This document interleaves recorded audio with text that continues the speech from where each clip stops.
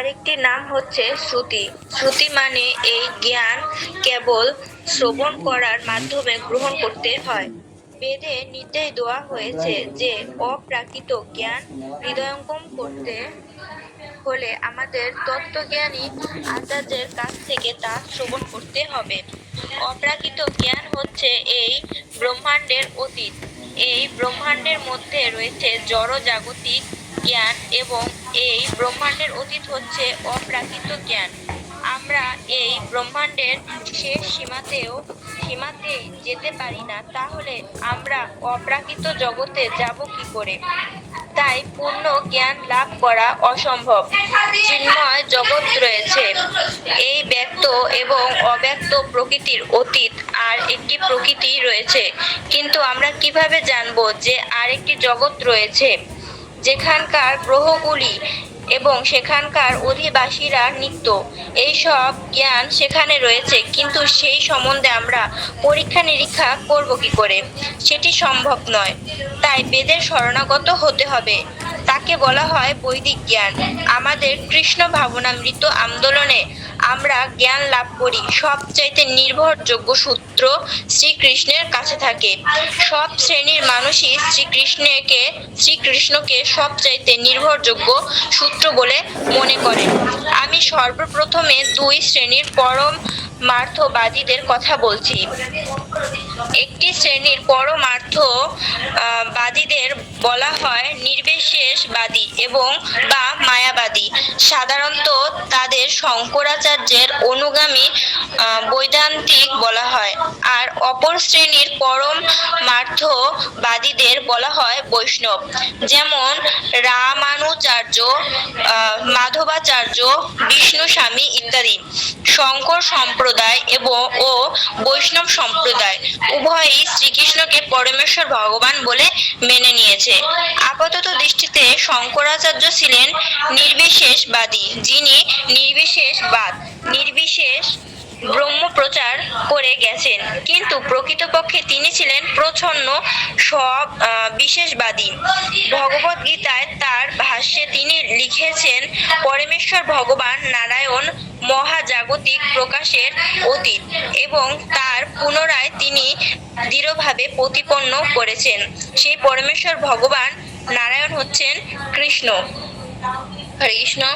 এখান থেকে বলতেছি, এখানে বলা হয়েছে যে বৈদিক জ্ঞান হচ্ছে গিয়া শব্দ প্রমাণ। মানে বৈদিক জ্ঞানের আরেকটা নাম হচ্ছে গিয়ে শ্রুতি।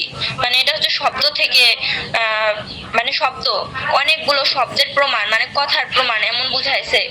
তো বেদের আরেকটা নাম হলো গিয়া শ্রুতি। কারণ আগের যখন বেদ মন্ত্র মানে বলা হতো, তখন হচ্ছে গিয়া মানে পরম্পরাতে কি হইতো, এটাকে হচ্ছে গিয়া মানে শুনে হলো গিয়া মুখস্থ করতো বা তারা মনে রাখার চেষ্টা করতো। এর জন্য এরা প্রথম অবস্থায় মানে ছিল হচ্ছে গিয়ে শ্রবণ নির্ভর, মানে তারা শুনে এটাকে শ্রবণ করতে করতে শিক্ষাটা নিত। এর জন্য বেদের আরেকটা নাম হয়েছিল শ্রুতি। তো বেদের নির্দেশ দেওয়া হয়েছে যে এই অপ্রাকৃত যে জ্ঞান, এটা হৃদয়ঙ্গম করতে হলে আমাদের যে তত্ত্বজ্ঞান, অর্থাৎ যে তত্ত্ব বা গুহ্য জ্ঞান থাকে, সেই জ্ঞানই আচার্যের কাছ থেকে আমাদের তা শ্রবণ করতে হবে। অপ্রাকৃত জ্ঞানটাই হচ্ছে একটা ব্রহ্মাণ্ডের অতীত। তো এই ব্রহ্মাণ্ডের মধ্যে যত জড়জাগতিক জ্ঞান এবং এই ব্রহ্মাণ্ডের অতীতই হচ্ছে একটা অপ্রাকৃত জ্ঞান। তো আমরা তো এই ব্রহ্মাণ্ডের যে শেষ সীমা, সেখানে যেতে পারবো না, তাহলে আমরা এই অপ্রাকৃত জগতে যাব কি করে? এরকম একটা প্রশ্ন আসতে পারে। তার জন্য মানে এটার তাই এই পূর্ণ জ্ঞান লাভ করা অসম্ভব। তো এই একটা চিন্ময় জগৎ রয়েছে, এটা মানে চিন্ময় একটা জগৎ রয়েছে। তো এখন যারা প্রশ্ন আসতে পারে যে এরকম আরেকটা জগৎ আছে, তাহলে আমরা কিভাবে বুঝবো যে এরকম আরেকটা জগৎ আছে? মানে এটা হচ্ছে আমি এই ক্লাস থেকে শ্রবণ করছিলাম যে এটা হচ্ছে গিয়া মানে ভগবানের ওই বৈকুণ্ঠ বা ধামের মানে যেটা সত্য, সেটার হচ্ছে গিয়া মানে প্রতিবিম্ব, এটা হচ্ছে একটা নকল এরকম। তো এখন বলতেই পারে যে এটাই আসল, মানে এটাই হচ্ছে কি আসল, যে আর কোন এটা ছাড়া আর কোনো জগৎ নাই, মানে মৃত্যুর পর এখানে শেষ, আর কোনো কিছুই নাই। তো পরীক্ষা নিরীক্ষা যে করবে তারও কোনো উপায় নাই, সেটা কোনোভাবেই সম্ভব না। তাই কি করতে হবে যে বেদের কাছে আমাদের শরণাগত হতে হবে। মানে বেদই একমাত্র পারে গিয়ে প্রশ্নের উত্তর দিতে, এবং এটাকেই বলা হয় হচ্ছে গিয়ে বৈদিক জ্ঞান।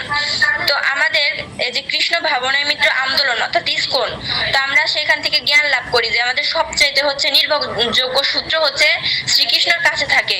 তো সব শ্রেণীর মানুষই শ্রীকৃষ্ণের মানে শ্রীকৃষ্ণই হচ্ছে সবকিছুর সূত্র, নির্ভরযোগ্য সূত্র, এটা সবাই মনে করে। তো এখানে দুইটা উদাহরণ দেওয়া হয়েছে, দুইটা শ্রেণীর মানুষের কথা বলা হয়েছে।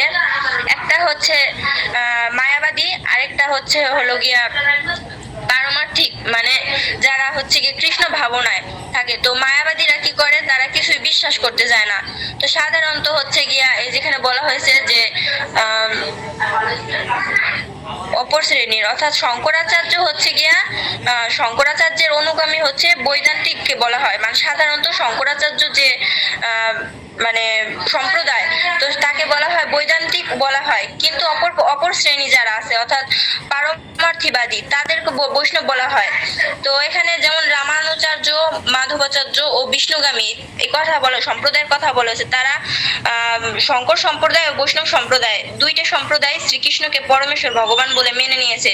তো আপাতত দৃষ্টিতে শঙ্করাচার্য ছিল হলো গিয়া নির্বিশেষবাদী অর্থাৎ মায়াবাদী, কিন্তু তিনি মানে নির্বিশেষ ব্রহ্ম প্রচার করে গেছেন। সে একজন মায়াবাদী হলেও এখানে ব্রহ্ম প্রচার করে গেছেন।